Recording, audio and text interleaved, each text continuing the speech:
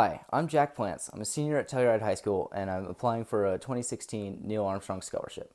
First, I just want to thank you so much for making this funding available and for supporting STEM education in our community. I want to study STEM because I've always had a passion for designing and making things, and an education in engineering will give me the tools I need to take this creative thinking I have and take it to a level where I can benefit people and change the world. I've always had an aptitude for math and science. I took calculus as a high school freshman, and math and physics concepts have always made sense to me. And so, what I'm looking forward to doing in college is increasing the sophistication of these tools that I use and use them to build and design new things. And that's what engineering is to me, is taking an idea that's sketched on a napkin or just in your head and turning it into an actual thing that exists in the real world. And this is an incredibly valuable skill, and it's something that I'd like to be able to do. It's part of what I've learned growing up in my family.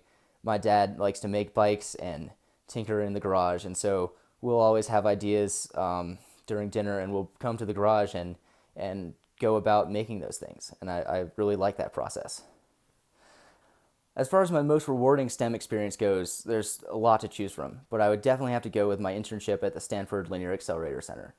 I worked on modeling improvements to their free electron laser, which they use for biotechnology and cancer research and material science.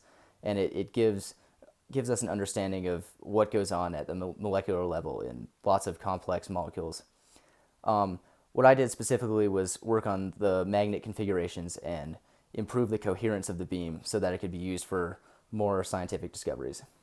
But what was really incredible about it was to see the collaboration between so many engineers that were working on this huge project, and the amount of people it took to make this come together and really advance our understanding of the world.